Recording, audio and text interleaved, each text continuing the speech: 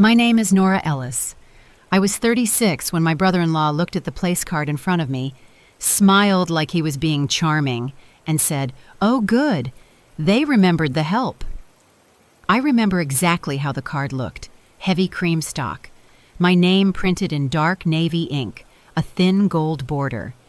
It was sitting at the very end of a long table under 3 crystal chandeliers in the ballroom of the Marlowe Hotel, right beside the service door and directly across from the waitstaff station where silver trays kept appearing and disappearing all night. I didn't say anything at first. I just looked at the card again to make sure I had read it correctly. Nora Ellis, no +1, no family designation. No seat number with the rest of the immediate relatives near the center stage, where my sister and her husband were hosting their 10-year anniversary dinner. At first I thought maybe it was a mistake. Then I saw the rest of the table plan. My parents were seated near the front beside my sister Lila and her husband Grant.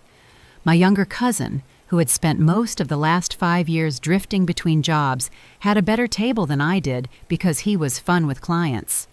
Even Grant's golf partner had a seat closer to the center than I did. And me? I was at the far end, half hidden behind a giant floral arrangement of white roses and eucalyptus, like someone had been forced to include me and wanted to make sure I stayed out of the photos. If you've ever been invited somewhere out of obligation and felt it the second you walked in, you already know the feeling I'm talking about. Quiet, neat, almost polite. That kind of disrespect is the hardest to explain because technically nobody is yelling. Nobody is causing a scene. They're just arranging you into a corner and expecting you to understand your place. I should tell you now that none of this was really about a dinner. It looked like a seating problem. It sounded like a family oversight. But by the end of that week, 3 people were calling me nonstop. 1 board chair had my number saved in her phone, and my brother-in-law was learning the difference between someone he thought was decorative and someone who could quietly change the direction of a room. But that part came later.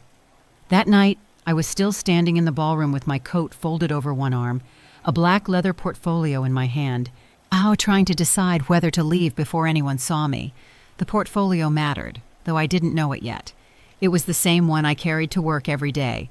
Soft black leather, zipper slightly worn on one side, my initials pressed into the corner in blind embossing.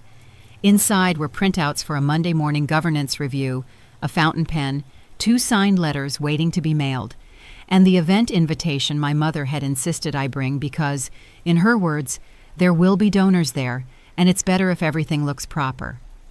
My mother cared deeply about things looking proper. My sister cared about things looking expensive. Grant cared about things looking powerful. And my father cared about whatever my sister and Grant cared about, mostly because Grant had the kind of title he understood.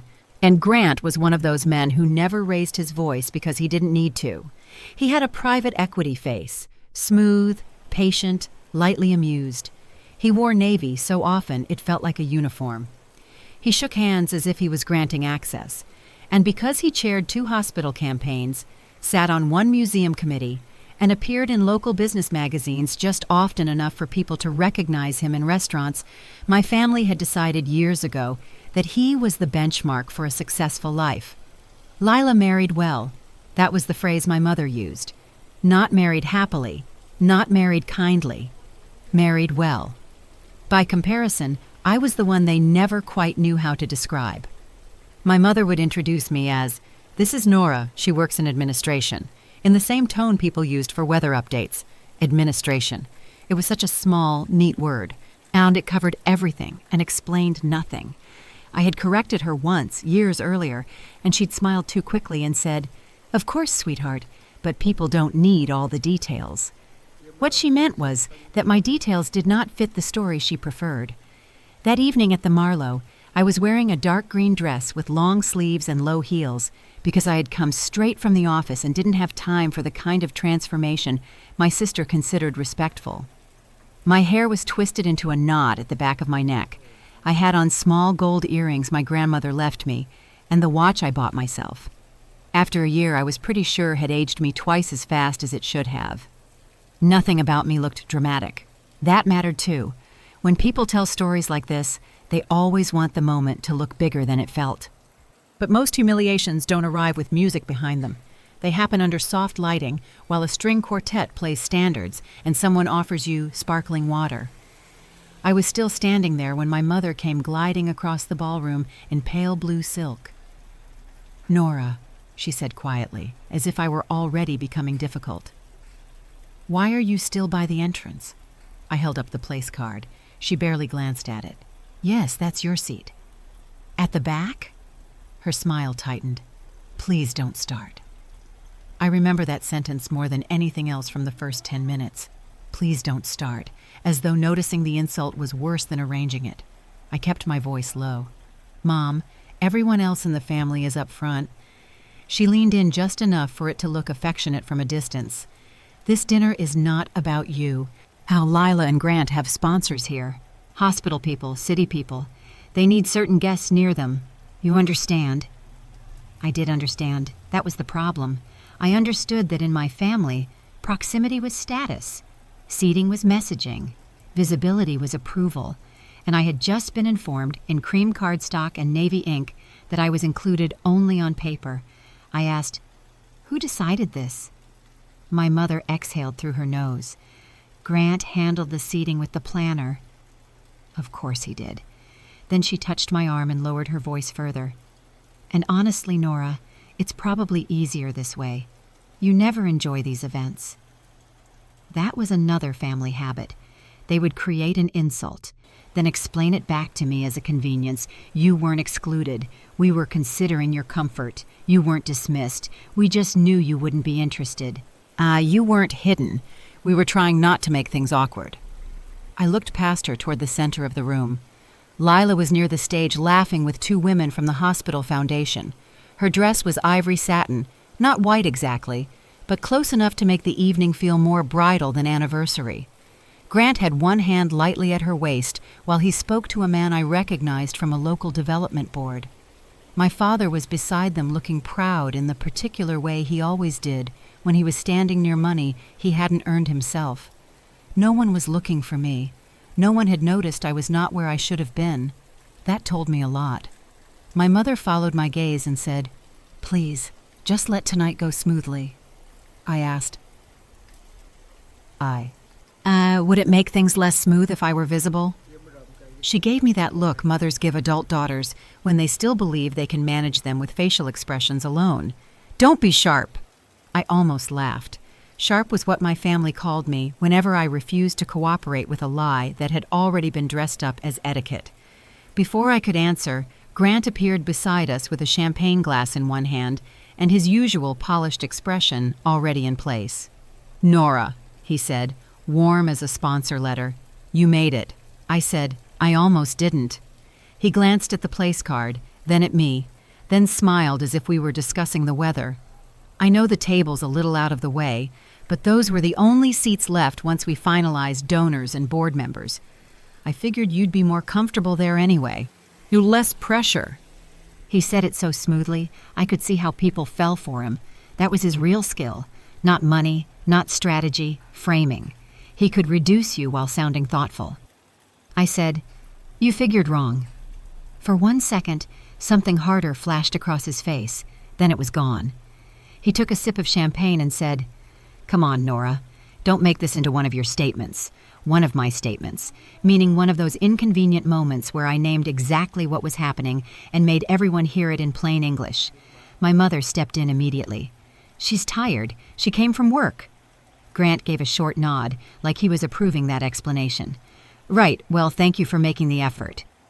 Then he leaned closer and said very softly, "Just help me keep tonight clean, okay?" That was the moment. Not the place card. Not even the seat. That sentence.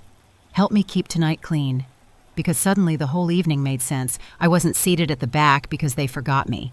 I was seated at the back because I was useful only as long as I was quiet. Present, but not central. Family, but softened. Included, but controlled. I looked at him and asked, "Clean from what?" He smiled again, but thinner now. "You know what I mean." I did. He meant my tendency to be specific. He meant my refusal to perform gratitude when I was being managed. He meant the fact that I had stopped laughing at his little jokes about paper pushers and support staff years ago. He meant he did not want me saying anything tonight that reminded the wrong people I had a life outside being Lila's older sister. Because that was the other part nobody in my family really understood. And I was useful to them when I stayed vague. They preferred me professionally blurred, a soft outline, something administrative, something harmless, something nobody important needed explained. It made them comfortable. It would have stayed comfortable too, if people had not started walking over to me one by one that night, looking at me a little too carefully. At the time, I didn't know why. I just noticed small things. A woman in a black suit near the registration table did a double take when she saw me, then kept walking. A gray-haired man by the bar looked from me to Grant and then back again like he was trying to solve something privately. One of the event planners, a young man with an earpiece and a clipboard, approached me and asked, with very careful politeness, "Ms. Ellis, are you settled in all right?" Not Miss. Not Mrs. Miss. And then not in the absent-minded way hotel staff address people when they're guessing. He said it as if he already knew exactly who I was. Before I could answer, Grant stepped in. "She's fine." The planner's eyes moved to me, not him. That detail stayed with me. I said, "Actually, I'm trying to understand the seating." The planner opened his mouth, then closed it. "I'm sorry, I can check with the lead coordinator." Grant laughed lightly. "No need. Family thing." The planner gave a small nod and stepped away, but not before giving me one more look. Not pity, not confusion exactly, more like recognition held back by professionalism. I put the portfolio down on the empty chair beside my seat and sat for the first time since I'd entered the room. From there, the whole ballroom looked farther away than it should have. The stage, the flowers, and the champagne tower, my sister's perfect posture, my father's satisfied face, my mother drifting between tables making sure everyone saw her graciousness, and me at the end, half obscured by roses, with a clear line of sight to the service door and the emergency exit sign glowing dim green above it. I remember folding my napkin once, then unfolding it again. I remember the water glass sweating onto the linen. I remember checking the time on my watch and thinking that if I left within the next 7 minutes, nobody at the head table would notice until after the first toast. I might have left too. Honestly, I probably would have. But then my phone buzzed inside my portfolio. One message. Just 11 words. "Are you here tonight? I was told you'd be on the host list." No name at the top of the preview. And just the text on my lock screen reflecting faintly against the black leather. I stared at it for a second. Then I looked up toward the front of the room where my brother-in-law was lifting a glass and smiling for photographs, completely certain he understood every person in that ballroom and exactly where they belonged. That certainty was about to cost him. And at that point, he still had no idea why. The message was from Evelyn Shaw. At the time, that name would not have meant much to anyone in my family, which was almost funny considering how many people in that room would have rearranged themselves physically if they'd known she was texting me. Evelyn chaired the governance committee for St. Catherine's Medical Foundation. She also sat on the regional board of a health network that funded more projects than most people realized. Since she was not loud, she was not flashy. She was one of those women who could sit quietly through a dinner and still be the person everyone was actually waiting for before any real decision moved. I had met her 2 years earlier in a conference room with bad coffee and no windows. That is probably the best place to explain what I actually did, because my family had spent so many years reducing it that even now I have to resist the urge to describe it the way they did. I did not work in administration. I was Chief Compliance and Operations Officer for Mercer Clinical Network, a nonprofit healthcare group that managed 6 specialty clinics, 2 outpatient centers, a research partnership unit, and in a foundation structure complicated enough that most people outside the board never really understood how much of it depended on quiet systems holding together behind the scenes. I oversaw governance, regulatory compliance, internal controls, executive operations, donor reporting, audit prep, risk documentation, vendor review, and the kind of cross-department work nobody notices until it fails, and suddenly, everyone is looking for the adult in the room. I was 36. I had a law-adjacent job without being a lawyer, a finance-adjacent job without being an accountant, and a leadership role that made a lot of polished men uncomfortable because it was easier to pretend Operational authority was clerical, then admitted often outranked their opinions. That last part was not on my business card, of course. My business card was simple. I'm Nora Ellis, Chief of Compliance and Operations Officer. I kept a stack in the side pocket of the black portfolio my sister's husband had probably assumed held meeting minutes and lip balm.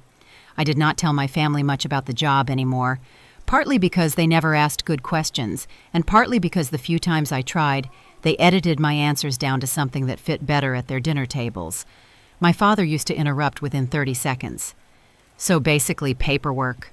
Or, that sounds like a lot of policies. Or my favorite, you've always been organized. Organized.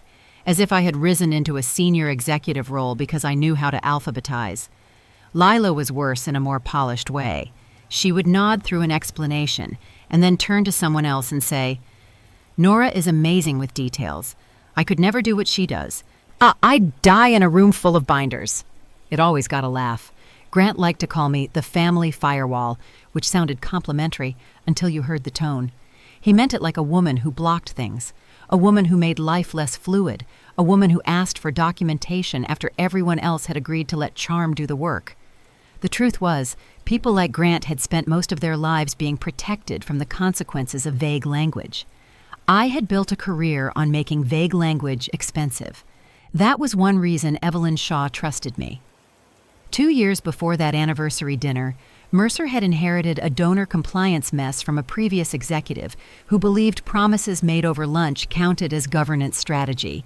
Restricted gifts were loosely tracked. Reporting timelines were inconsistent. And 2 major grants had documentation gaps large enough to create reputational risk if the wrong person asked the right questions. Nothing criminal, but enough sloppiness to damage confidence. I wasn't hired to smile through it. I was hired to fix it, so I did. Quietly. I rebuilt reporting controls, standardized approval trails, cleaned up legacy agreements, sat through miserable committee meetings, and learned exactly which board members valued the institution and which ones mainly enjoyed being photographed near medicine. That was how Evelyn and I developed a working relationship. She did not flatter. I did not perform. We understood each other quickly. 6 months in, after a governance review that ran nearly 4 hours, she stayed behind while everyone else trickled out. She looked at a revised compliance dashboard I had built and asked, Did anyone before you actually know where the risk was? I said, Some of them knew. They just preferred not to put it in writing.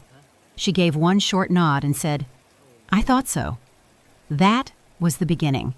From then on, if a committee chair needed a clean answer, or a donor issue needed exact language, or an executive team needed someone to explain what a pretty promise would cost once it became an obligation, my phone rang. Not because I was charming, not because I was visible, because I was reliable. It still surprises some people how often real authority moves toward the person who can be trusted not to decorate the truth. My family had no framework for that. In their minds, status had a shape. It was public. It wore the right clothes, held the right fork, stood in photographs, got thanked from podiums. And it looked like Grant raising money at galas. It looked like my sister hosting committee luncheons in a house she called casually formal, with a straight face. It looked like my father talking too long about people he knew slightly. What I did happened in conference rooms at 7:15 in the morning, in red-line draft agreements, in corrective action plans, in audit binders, in carefully worded memos that prevented problems nobody ever saw because I had already contained them. There are some families that respect invisible labor because they understand that whole lives depend on things running cleanly. Mine was not one of them. Mine noticed visible shine and filled in the rest with assumptions. That pattern had started so early, I almost didn't notice it for years, because when something is constant, it stops feeling like an event and starts feeling like weather. I was the oldest of 3. Lila, my younger sister, was the pretty one in the way adults announce before children understand what is being assigned. She learned early that charm softened consequences. My father loved having her on his arm at charity dinners because she knew how to laugh on cue and remember names just well enough to make men feel important. My younger brother Ben was the easy one. Funny, pleasant, unbothered. He had a talent for staying just competent enough that everyone kept expecting more from him later. He's finding himself, my mother would say well into his 30s, as if identity were delayed luggage. And me? I was the difficult one because I remembered things correctly. I noticed inconsistencies. I asked follow-up questions when stories changed. And I hated being volunteered for tasks under the disguise of, "You're just better at this kind of thing." When we were children, that meant I was the one blamed for making a scene if I pointed out that Lila had broken something and let me take the punishment. As adults, it meant I was the one asked to review loan paperwork, explain insurance language, read contracts for distant relatives, reorganize my parents' financial files, manage logistics after my grandmother's fall, and fix everyone's emergencies without ever quite crossing the line into being respected for competence. My family used my judgment the way some people use a flashlight during a power outage. Constantly, but only in the dark, and never with gratitude once the lights were back on. That's what I mean when I say they wanted me professionally blurred.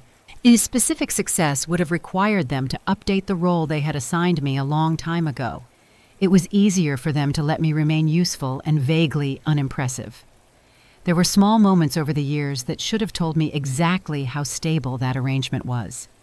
When I bought my townhouse at 31 after years of saving and one brutally careful refinancing market, my mother asked if I was sure it wasn't too much responsibility alone. When Lila and Grant bought their second home with help from Grant's bonus and his parents' trust, my father called it an incredible milestone. When I made vice president, I mentioned it over Sunday lunch, and my father said, "Titles are getting out of hand everywhere."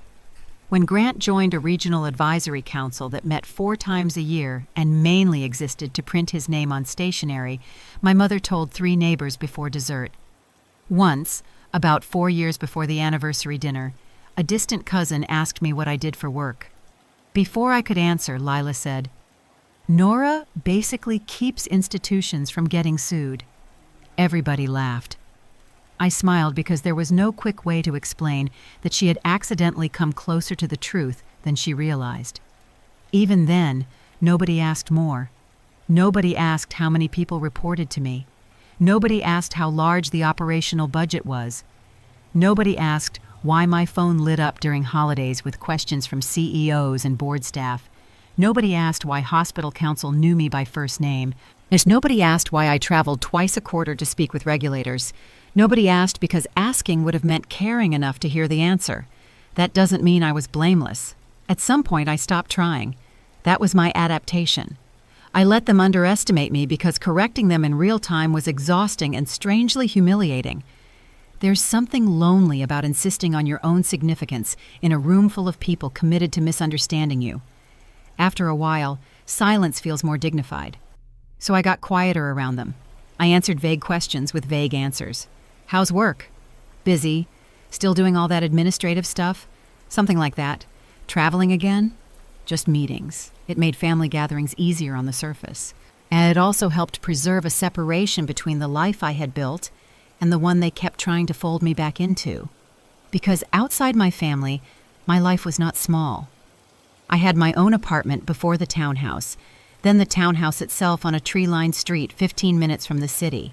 I had a circle of friends who knew what I did without needing it translated into more glamorous terms. I had a routine I liked. I had a team that trusted me.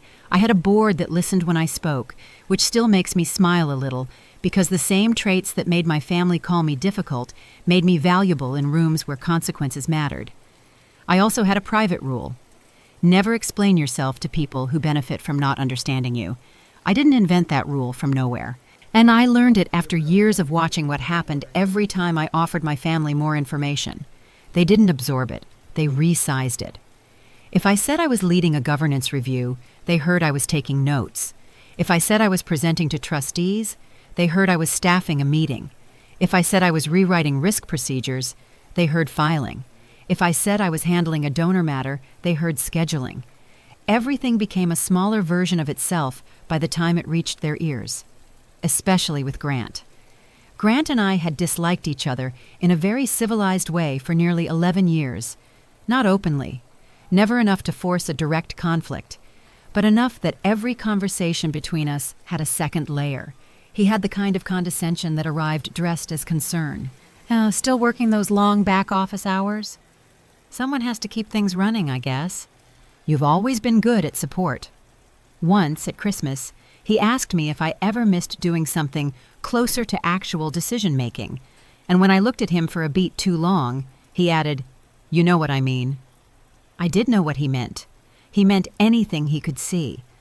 The irony, which he still did not understand that night at the Marlowe, was that he and I had been crossing paths indirectly for more than a year. Mercer Clinical Network had begun early discussions around a major capital campaign partnership tied to outpatient expansion and community programming. That kind of project attracts the same circle of donors, advisors, consultants, and civic figures who orbit people like Grant. He knew Mercer by name. He knew some of the board members. He had attended 2 fundraising breakfasts and 1 planning dinner as a prospective campaign ally. What he did not know, because he had never bothered to ask me a serious question in his life, was that I staffed the governance and approval side of the initiative, not the visible side, the side that mattered once promises needed structure. In other words, the side that determined whether polished men with broad smiles and sponsor lists were treated as useful partners or expensive complications. I had seen his name in briefing materials. I had read notes after external meetings where he was described as socially strong, strategically ambitious, requires clear boundary management. That line still makes me laugh a little. Requires clear boundary management. It was one of mine. Not because I was trying to be cruel, because it was accurate. He liked access more than process. He liked influence before obligation. People like that are not always dangerous, but they need constraints. I never mentioned any of this to my family. Why would I? It would have sounded like bragging, and worse, it would have invited that particular flavor of disbelief I had grown so tired of. So by the time Lila and Grant planned their anniversary dinner, they still saw me as a useful, somewhat difficult older sister with an office job and a tendency to go cold when disrespected. That was the operating assumption, which is why, when the invitation arrived 3 weeks earlier, I almost declined. It came in a thick envelope with deckled edges, the kind of invitation that wants to be noticed for having been mailed rather than sent by text like a normal person. Black calligraphy, formal wording. In celebration of 10 years, cocktail attire, hosted by Lila and Grant Ashford. My name was handwritten on the inner card in someone else's elegant script, and tucked behind the invitation was a small printed note from my mother. "Please be there on time. This matters to your sister. No, I miss you. No, it would mean a lot to have you there. No, we'd love the whole family together. Just, this matters to your sister." I set the invitation on my kitchen counter and stared at it while the kettle boiled. I already knew what matters meant in my family. It meant pictures. It meant appearances. It meant smoothing over whatever was true underneath. And I probably would have declined if not for Ben calling 2 nights later. He asked if I was going. I said I hadn't decided. He was quiet for a second, then said, "You should come. Otherwise they'll talk about you the whole night." That was Ben. Not deep, but occasionally honest in ways the rest of them weren't. So I went. And because work had been intense that week, I came straight from the office with my portfolio, my printed Monday packet, and my phone still full of unfinished messages. One of those unfinished things, though I didn't know it then, was related directly to why Evelyn Shaw had texted me asking if I was on the host list. Earlier that afternoon, Mercer's CEO had forwarded me an updated briefing memo for the very donor initiative Grant had been trying to edge closer to for months. A final pre-review list had gone around. It names of hosts, sponsors, table leads, aligned board members, likely campaign participants. My name had been included as attending support for one private discussion after dinner. Not because I was decoration, because there were governance questions expected, and someone needed to be in the room who could answer them precisely. Apparently that information had reached Evelyn before it reached the ballroom. Apparently she had been told I was on the host list. Apparently I was not. Sitting there at the back table, half hidden by flowers, I unlocked my phone and opened her message properly. "Are you here tonight? I was told you'd be on the host list." I typed back before I could overthink it. "I'm here. Not on the host list, apparently." The reply came in less than 30 seconds. That's strange. I looked toward the center of the room again. And Grant was still moving from guest to guest with that same smooth confidence, introducing people, touching elbows, acting like the architect of the entire evening. My mother was adjusting something on the welcome table. Lila was taking photographs under the floral arch. No one was looking at me. I typed one more message. I seemed to be seated near the service door. There was a longer pause this time. Then my phone lit up again. Stay where you are for now. I read that twice. Stay where you are for now. Not sorry. Not how awful. Not let me ask someone. For now. That phrasing told me she understood there was more happening than a simple seating error. I slipped the phone back into the portfolio and sat very still. That's another thing people misunderstand about quiet women. They think stillness means passivity. And sometimes stillness is just information gathering with better posture. The quartet shifted into something soft and forgettable. Waiters moved in synchronized lines. Conversations thickened around me. 2 guests at my table began discussing school auctions. Someone behind me laughed too loudly. A woman across from me asked if I worked with Lila on the charity side. And before I could answer, another guest said, I think she handles admin somewhere in healthcare. Admin somewhere in healthcare. I almost admired the efficiency of it. A whole life flattened in 6 words by someone who had never met me. I said, something like that. Then I took a sip of water and waited. Because by then I knew 2 things for certain. First, my family had not accidentally misplaced me. And second, somebody else in that room had just realized it too. Dinner hadn't started yet, but the room already felt different. Not in a way anyone else would notice. The music was still soft, the servers were still moving in quiet lines, and Grant was still working the floor like he owned it. But once you spend enough years in meetings where one sentence can shift the entire tone, you start to recognize the moment before something changes. It's subtle. People look twice instead of once. Someone checks a list again. Voices drop half a step. A planner starts walking faster without knowing why. I had seen that pattern before board votes, before audit reviews, before donor calls where the wrong person had been promised the wrong thing. That same feeling was sitting in my chest while I watched the ballroom from the far end of the table. I opened my portfolio again, not because I needed anything inside it, but because it gave my hands something to do that looked normal. The printed packet for Monday's governance review was still on top. I flipped the first page, then the second. Not reading, just moving paper. My phone buzzed once more against the leather. Evelyn again. Is Grant handling tonight personally? I looked up toward the center of the room, where he was laughing with 2 men I recognized from a regional development group. Yes, I typed. Another pause. Then, interesting. That was all. No explanation. No follow-up. Just that one word. Interesting. If you've ever worked with people who sit on boards long enough to see the same mistakes repeat, you know that word. It doesn't mean curious. It means noted, logged, filed away. I closed the portfolio and leaned back in the chair. Across the table, the woman who had asked if I worked with Lila smiled politely and said, It must be nice being able to help with family events without all the pressure. I looked at her for a second before answering. What kind of pressure? She shrugged. You know, hosting, donors, important guests. I could never do it. I'm much more comfortable behind the scenes. Behind the scenes. There it was again. I said, Sometimes that's where the real work is. She laughed lightly like I had made a joke. No one at the table asked anything else about me after that, which was fine. I had stopped expecting curiosity from strangers a long time ago. What I hadn't expected was for the shift in the room to become visible so quickly. It started near the entrance. One of the planners walked in with a headset, stopped just inside the doors, out and scanned the tables like he was counting. He checked something on his tablet, spoke quietly into the microphone, then looked directly toward the back. Toward me. He didn't come over. Not yet. He just stood there a moment longer than necessary, then turned and went toward the front where Grant was standing. I watched the 2 of them speak. Grant nodded once, then again, then laughed like nothing mattered, the way he always did when he wanted a conversation to end. The planner didn't laugh. He walked away looking less certain.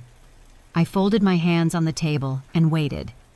Waiting is a skill people underestimate. In my job, half the time the best decision is not the fastest one.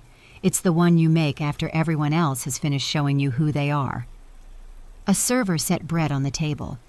Someone to my right started talking about school tuition. Someone behind me asked for another glass of wine. The ballroom lights dimmed slightly, signaling that the program would start soon. My phone buzzed again. This time it wasn't a text. It was a call.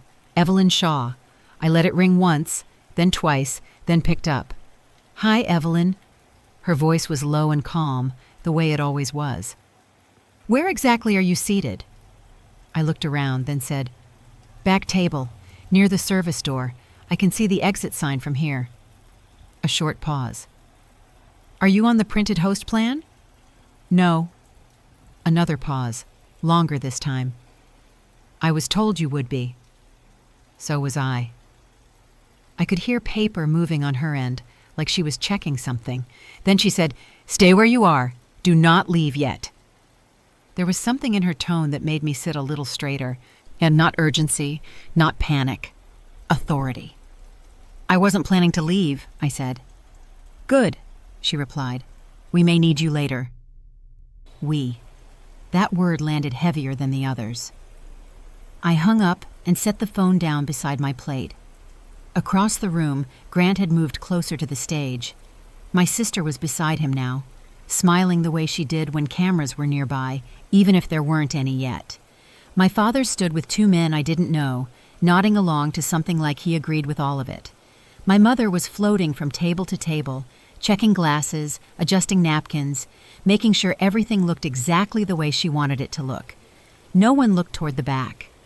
That was the part that still surprised me, even after all those years.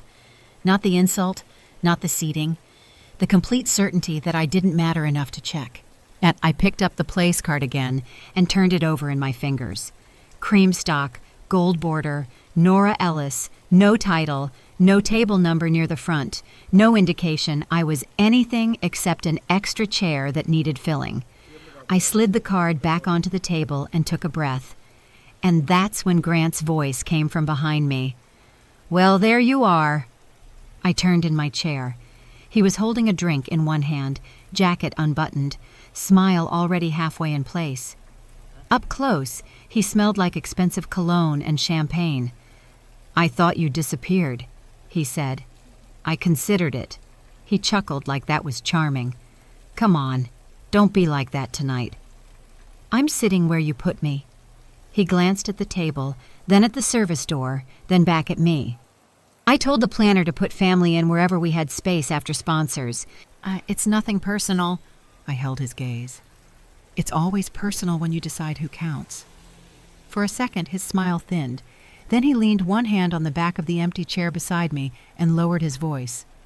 "You know how these things work, Nora. Optics matter." "I'm aware. We had donors fly in, board people, hospital people.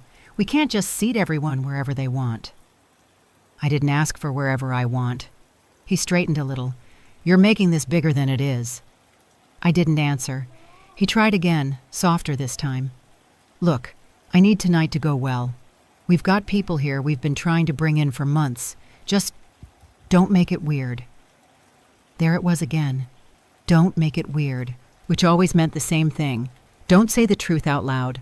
I asked, what exactly would be weird? He hesitated just long enough to tell me the answer mattered. Then he said, "You know how you get." I almost laughed. How I get. Meaning calm, meaning specific, meaning unwilling to pretend something didn't happen when it obviously did. "I'm sitting at the back," I said. "I'm not sure how much less weird I can make it." He sighed, like I was exhausting. "You're here. You're part of the family. That's what matters." I looked around the table, then back at him.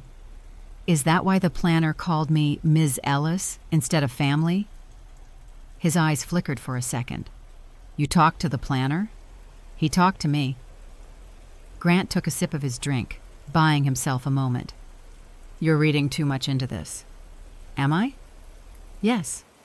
We held eye contact for a second longer than comfortable. Then he smiled again, the public one, as the one he used when he wanted a conversation to end without losing control of it. Just enjoy the night, okay? We'll get through the speeches, have some wine, take some pictures. No drama. No drama. He said it like a warning wrapped in a favor. I nodded once. Sure. He started to turn away, then stopped and looked back at the portfolio on the chair beside me. You brought work? I came from the office. He raised an eyebrow. You always do that. You never shut it off. It's part of the job. He smirked slightly. Yeah. Administration never really ends, I guess. There it was again. Administration. I didn't correct him. Not because I couldn't, because I didn't need to anymore. He walked away toward the front of the room, already smiling again before he reached the next table. I watched him go, then looked down at my phone. Oh, one new message. From Evelyn. We need to talk after the first toast. Stay in the room. I read it twice. We need to talk after the first toast. Not can you, not if you're free, not when you have a moment. We need to talk. I slid the phone back into the portfolio and closed the zipper slowly. Across the ballroom, the lights dimmed another notch. The quartet stopped playing. Someone tapped a microphone near the stage. Grant stepped up beside the podium, lifting his glass, ready to start the speeches, completely certain the night was going exactly the way he planned it. I sat at the back table, half hidden behind white roses, hands folded, watching him. And for the first time that evening, I wasn't wondering if I should leave. I was wondering how long it would take before he realized he'd put the wrong person at the wrong table. And Grant tapped the microphone twice, the soft, hollow sound carrying across the ballroom until the conversations faded. Good evening, everyone, he said, smiling the way he always did when he had an audience. People turned in their chairs. Glasses were set down. The servers stopped moving and stood along the walls. My sister slipped her hand through his arm and leaned into him just enough to look effortless. I watched from the back table, the floral arrangement still blocking half my view of the stage. Thank you all for being here tonight, Grant continued. 10 years ago, Lila and I started this life together with a handful of friends and a lot of hope, and looking around this room now, I can't believe how lucky we've been to build this circle. Applause.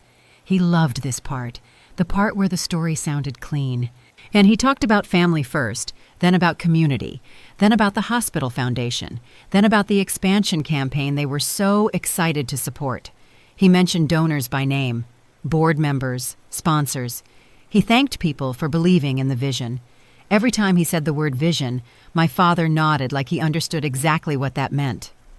I sat still, hands folded, listening. When you work in compliance long enough, you hear speeches differently. You start noticing what's said, what's avoided, and what's being promised without anyone writing it down yet. Grant was in full performance mode. He talked about partnership. He talked about commitment. He talked about accountability. He did not realize that 3 tables behind the stage, and one of the people who would eventually have to put those words into actual documents was sitting next to the service door. He finished the first part of the toast and raised his glass. To the people who made this possible. Everyone stood. Chairs moved. Napkins fell. Glasses lifted. I stood too. From where I was, I could see almost the entire room over the flowers. And that's when I saw Evelyn. She was near the front, 2 tables to the left of the stage, standing with her glass raised but not smiling. Her eyes moved across the room once, slow, deliberate, like she was checking a list in her head. Then she saw me. She didn't wave. She didn't nod. She just held my gaze for a second longer than normal, then looked back toward the stage. Grant finished the toast. Everyone drank. Applause again. People sat. The quartet started playing softly, while servers began moving in with the first course. I picked up my napkin, set it on my lap, and reached for my water. My phone buzzed against my leg inside the portfolio. I already knew who it was. I didn't open it right away. I took 1 sip of water first, set the glass down, then slid the phone out slowly under the table. 1 message. Come to the front after this course. I'll meet you near the stage. I read it once, then again. Come to the front. For a second, I almost laughed. 10 minutes earlier, I had been told to stay in my seat and not make anything weird. Now someone at the front of the room was asking me to walk straight through the middle of the ballroom. I locked the phone and set it face down beside my plate. Across the table, the woman in the black dress said, "Are you enjoying the night?" "Yes," I said. She smiled politely and went back to her conversation. The first course arrived. Salad. Something with citrus and shaved fennel. People started talking again, the noise level rising slowly, the way it always does once food hits the table. I ate a few bites without tasting anything. I kept my eyes on the stage. Grant had moved off to the side, talking to two men from the donor table. My sister was laughing with one of the foundation coordinators. My mother was adjusting a centerpiece at the front, like the entire event depended on the angle of the candles. No one looked toward the back, not once. I finished half the plate, set my fork down, and wiped my hands on the napkin. Then I stood. No one at my table noticed. That part almost hurt more than the place card. I picked up my portfolio and slid the strap over my arm and stepped away from the chair. The service door was to my left. The stage was straight ahead. For a second, I considered going out the door instead. It would have been easy. Quiet, clean. No explanation needed. But my phone buzzed again. Just one word this time. Now. I exhaled once and started walking. When you cross a room like that, you become aware of every step. The sound of your heels on the floor. The way conversations dip slightly when someone passes too close. The way people glance up, then back down, then up again when they realize they recognize you but can't place why. I moved between tables, past the donors, past the board members, past my parents. My mother saw me first. Her eyes widened slightly, then narrowed, then she gave me a small, warning smile like she was trying to tell me to go back without saying anything. I kept walking. My father turned next. He frowned, confused, like he couldn't understand why I would be moving toward the front instead of toward the restroom or the exit. Grant noticed last. He was mid-sentence with someone when he saw me coming up the aisle. His smile froze for half a second before he fixed it again. That half second told me everything. He hadn't planned this. Good. I reached the open space near the stage and stopped. Evelyn stepped toward me from the side, glass still in her hand. Up close, she looked exactly the way she always did. Calm, direct, completely uninterested in anyone's performance. "Nora," she said quietly. "Hi." She glanced once toward the tables, then back at me. I was told you'd be seated with the host group." "I was told that too." Her mouth tightened just slightly. "Who did the seating?" "Grant." She nodded once, like that confirmed something she already suspected. "Stay with me for a moment," she said. I didn't ask why. We stood there near the stage while the room continued eating, talking, laughing, completely unaware that the tone of the evening had already shifted. A man in a gray suit approached Evelyn and leaned in to say something. She listened, then gestured lightly toward me. "This is Nora Ellis," she said. "She handles governance and operations for Mercer." The man's eyebrows lifted in immediate recognition. "Oh," he said, "we've been expecting you." I felt the air change, not dramatically, not loudly, just enough. He held out his hand. "Daniel Price, Campaign Oversight." We shook. "Nice to meet you," I said.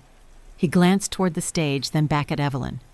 "We're about to discuss the pledge structure after the second toast," he said quietly. "We were told Nora would be here to review the language before anything is announced." Evelyn looked at me. "I assumed you were seated with Grant," she said. "I wasn't." Another small pause. Daniel's eyes moved across the room toward the back, then back to me. "Well," he said carefully, "this is useful timing." Behind us, Grant's voice cut through the room again as he stepped back to the microphone. "Before we move on," he said, smiling, "I want to thank a few people who helped make tonight possible." My stomach tightened slightly. Not fear, just the feeling that comes when something is about to become public and nobody has rehearsed for it. He started naming donors, and then sponsors, then board members. Then he said, "And of course, the incredible team working behind the scenes who keep everything running smoothly. We couldn't do any of this without them." A few people clapped. He glanced down at the list in his hand, then back up. And thank you to all the support staff and administrative help who make nights like this possible. There was a small ripple of polite applause. Evelyn looked at me. I didn't move. Grant lifted his glass again, ready to continue, when Daniel leaned toward Evelyn and said quietly, but not quietly enough, "Should we have Nora come up before the pledge announcement?" Grant heard the name. I saw it hit him. His head turned slightly toward us. Just enough. Evelyn answered without lowering her voice this time. "Yes, we need her to confirm the language." Grant's eyes locked on me. Not the back table, not the service door. Me, standing beside the stage with Evelyn Shaw and Daniel Price. For a second, he looked like he wasn't sure what he was seeing. Then he stepped away from the microphone, walked straight toward us, stopped 3 feet away. "Nora," he said. Not smiling now, just confused. "What are you doing up here?" Evelyn answered before I could. "She's here for the campaign review." Grant blinked. "The what?" Daniel spoke next. "The pledge structure discussion. We were told Mercer's compliance officer would be here." Grant looked at me again, slower this time, like he was trying to put pieces together that didn't fit the version of me he kept in his head. "You work with Mercer?" he asked. I met his eyes. "Yes," Evelyn added, calm as ever. "She oversees governance. We don't finalize donor commitments without her sign-off." The silence between us stretched just long enough to be felt. Behind Grant, my mother had turned in her chair. My father was staring. My sister had stopped talking mid-sentence. Grant looked from me to Evelyn, then to Daniel, then back to me again. His voice dropped. "You're the one they were waiting for?" I didn't raise my voice. I didn't smile. I just said, "Yes." He opened his mouth, then closed it again. For the first time in 11 years, he had no polished line ready. Evelyn turned slightly toward the stage. "We should go up before the next announcement," she said. Then she looked at me. "Come with us." And just like that, the man who had seated me next to the service door was standing in the aisle, holding his glass, while I walked past him toward the podium.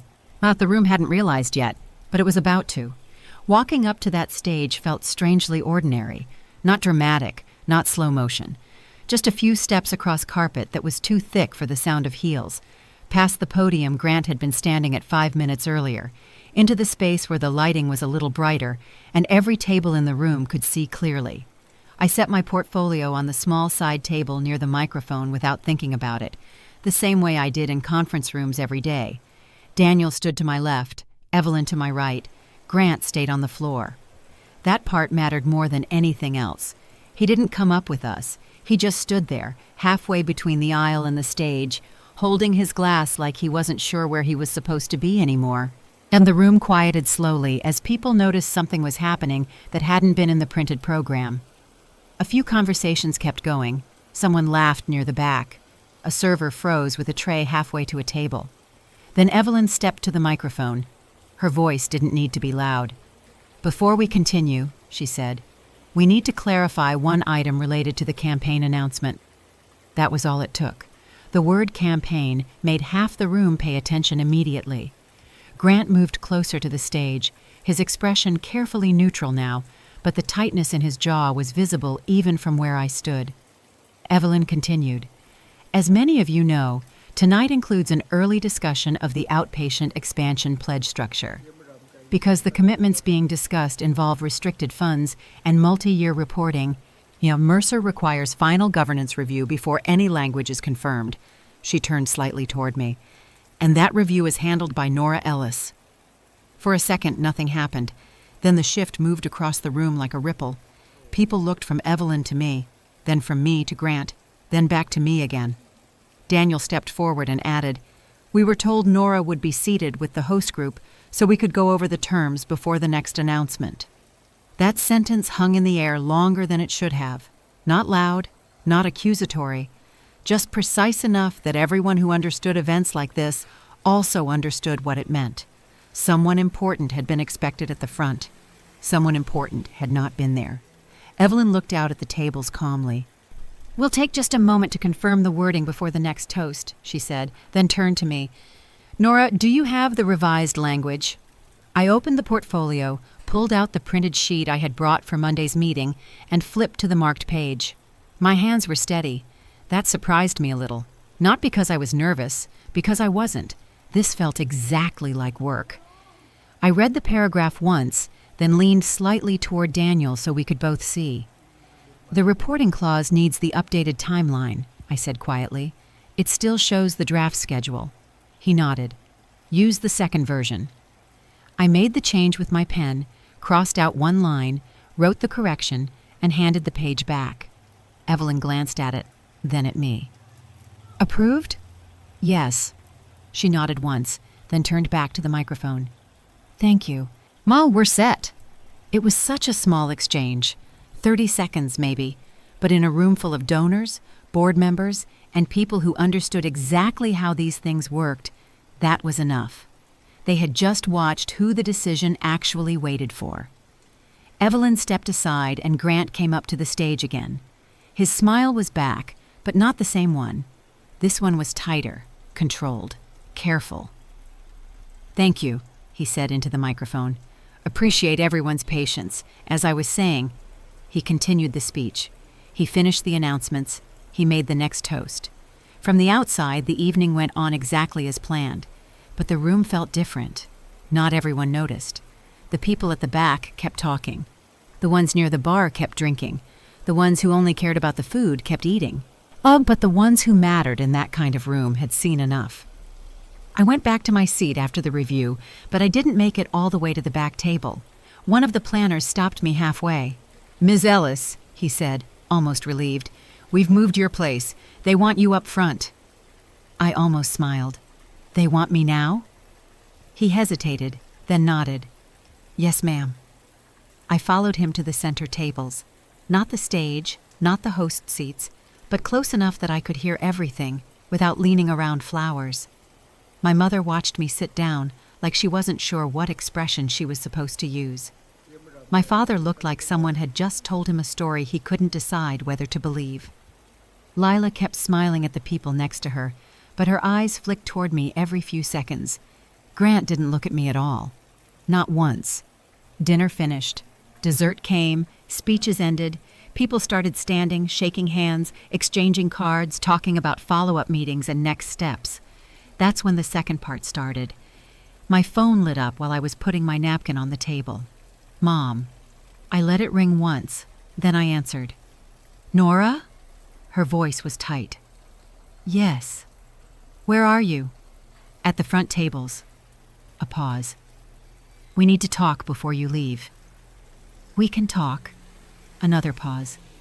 "Come outside after dessert." "I will." She hung up. I put the phone down and finished my coffee. Grant avoided me the entire time people were saying goodbye. Not obviously, not rudely, just carefully. Like if he didn't look at me, he wouldn't have to adjust anything he believed about himself. Outside the hotel, the air was cool and smelled faintly like rain, and my parents were already standing near the entrance when I walked out. My mother had her coat pulled tight around her. My father had his hands in his pockets, staring at the sidewalk like it had done something wrong. For a few seconds, no one spoke. Then my mother said very quietly, "You could have told us." I leaned against the railing and looked at her. "Told you what?" That you were involved in all that." "In what?" She made a small, frustrated sound. "The hospital thing, the board people, the campaign. I've told you what I do. You never wanted details." My father finally looked up. "You let us think you were just working in an office." "I was working in an office." "You know what I mean." I did. I just didn't answer right away. After a moment, I said, You never asked questions that had room for real answers." My mother shook her head. "That's not fair." "It is." Silence again. Grant came out a minute later, talking to someone from the donor table. He stopped when he saw us, said a quick goodbye, and started toward the parking lot. My father called his name. "Grant." He froze for half a second, then turned back. "Yes?" My father glanced at me, then at him. You knew what she did?" Grant looked at me, then back at my father. "No," he said. Just that. No explanation, no excuse, no smile. My mother's face changed slightly when she heard that. Not anger, not embarrassment. Something closer to realization. Like she was replaying the whole evening in her head and seeing parts she hadn't noticed before. I pushed away from the railing. "It's late," I said. "Well, I have work in the morning." My mother reached for my arm. "Nora, wait." I stopped, but I didn't move closer. She looked at me like she was trying to find the right words and couldn't. "We didn't mean to put you back there." "I know. You should have said something. I shouldn't have had to." That landed harder than anything else. My father exhaled slowly. "I thought you didn't like those things," he said. "I don't like pretending I don't belong in rooms I actually work in." He nodded once, like that made sense in a way he didn't enjoy. Grant was still standing a few feet away, listening, not saying anything. I looked at him. "For what it's worth," I said, calm, "you didn't ruin the night." He blinked, surprised. "I didn't?" "No. You just showed me exactly where I was supposed to sit." He opened his mouth, then closed it again. I picked up my portfolio, adjusted the strap on my shoulder, and stepped toward the parking lot. My mother called after me. "Nora, we're proud of you." I stopped for a second, but I didn't turn around. Not because I was angry, because I didn't need that sentence anymore. I walked to my car, unlocked the door, set the portfolio on the passenger seat, and sat there for a moment with my hands on the steering wheel.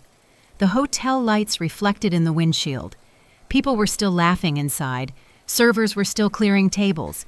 Music was still playing. Everything looked exactly the same from the outside. But something had shifted. Not the family, not the room. Me. I had spent years letting them keep me small because correcting them felt pointless. That night, I didn't correct them. And I just let the truth show up in the place where it actually lived.